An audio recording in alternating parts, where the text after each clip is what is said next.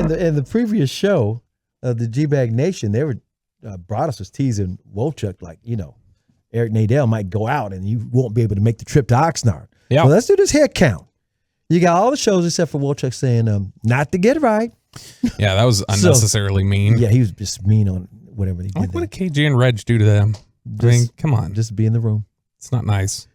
Wasn't enough you got the G-Bag seat? You got to rub this in their face too? Jeez. So the Get Right's not going, but the rest of the show's going. Sean RJ, the KNC Masterpiece, including Mike Bassick, of course, and the G-Bag Nation, 4 of the 5. The 5th is, of course, Lucius Alexander.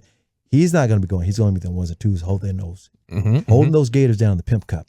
And then, like I said, the Get Right, they not going nowhere. Well, and we don't. And you're going because you are Cowboys and I will be there. We will not have Kevin Hageland.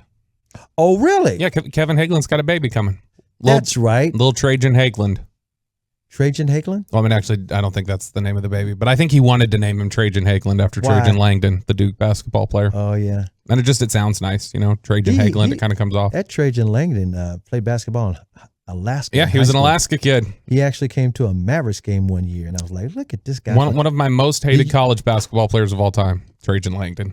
Do you know who you went to high school with? This is so random, but I know these things. Sarah Palin. Who? No, she was the governor. Well, I don't know. You said Alaska. That's the only other person from Alaska I know. There is a big pop star back in the day from Alaska.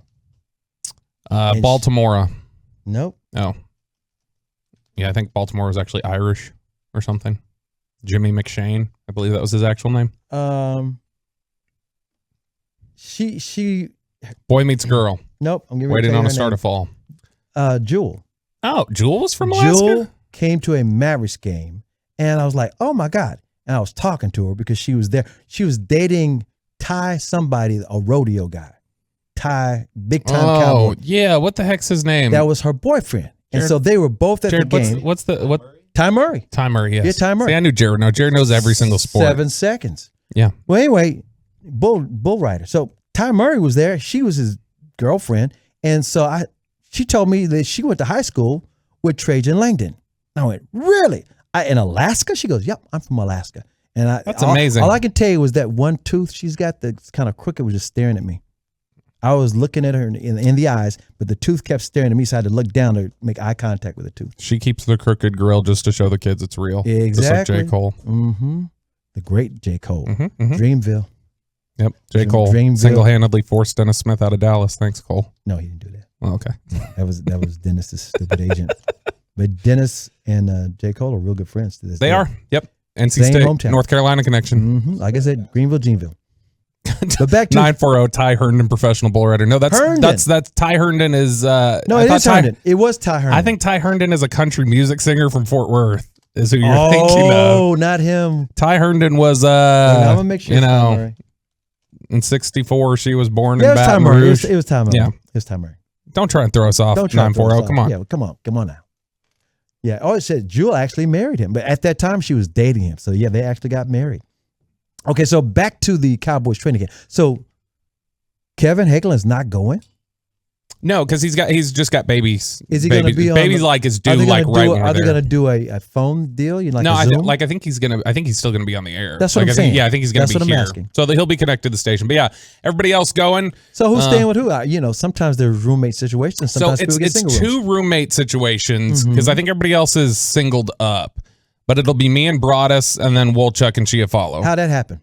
They put the bleeders together and they put you and Broaddus together. Obviously the bleeders need to go together. Like they fought to be together. Yes, they're radio husband and husband. Yeah, as Chiafalo said the other day, he said, I'm going to be rooming with my baby girl, Zach Wolchuk. So, I mean, that's why they're together. That sounds so BB and I, we're together. I think mainly just because we're podcasting together. Yeah, we're going to be doing our show together so much while we're out there, the Love of the Star podcast. And so, we're going to be probably up late at night comparing like training camp notes and stuff like that anyway. And so we'll be rooming together. I'm going to be interested to see everybody's travel quirks though.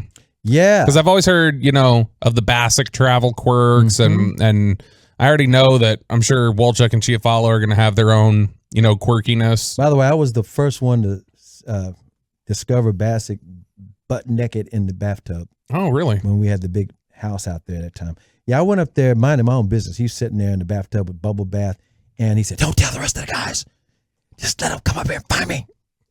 And so they did, and now it's legend. I don't think you could get away with that now. Let them come up here and find me nude in the bathtub.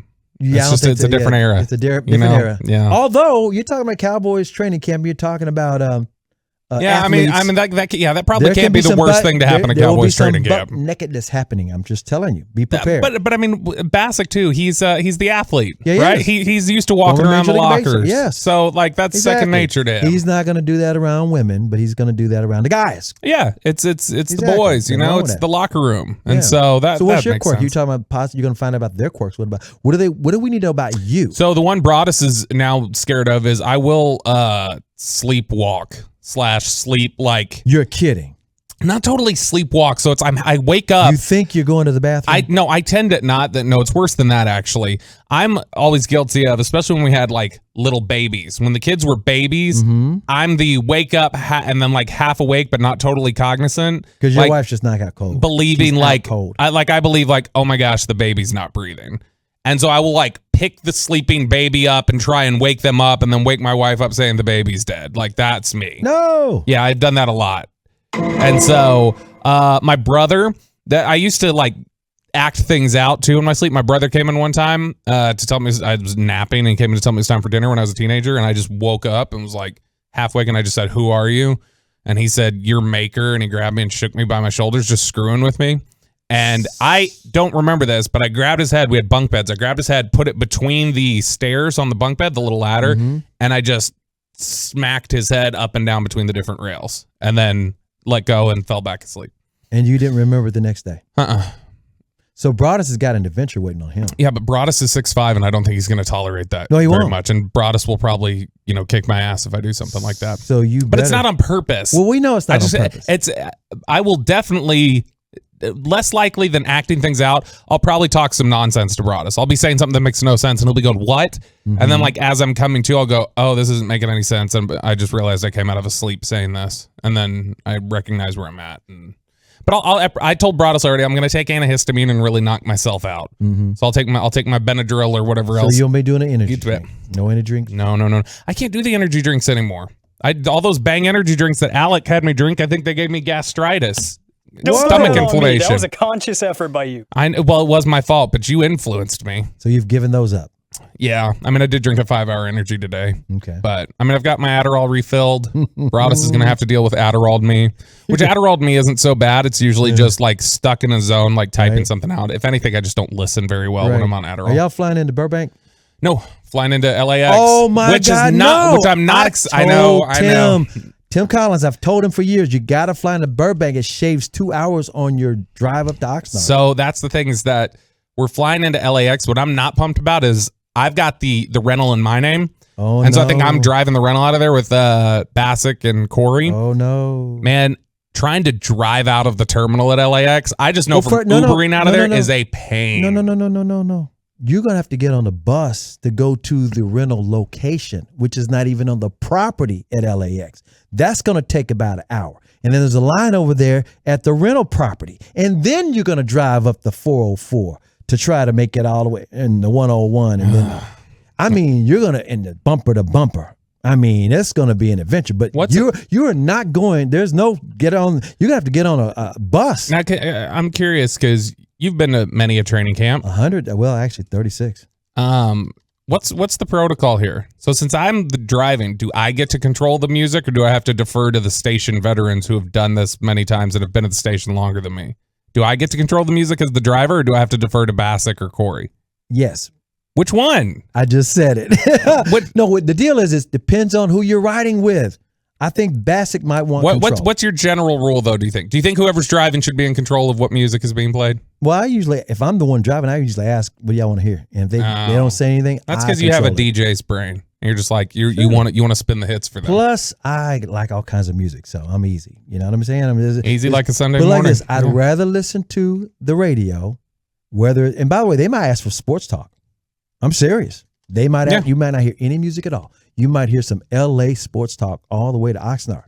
But when you get there, last question before we get out of here.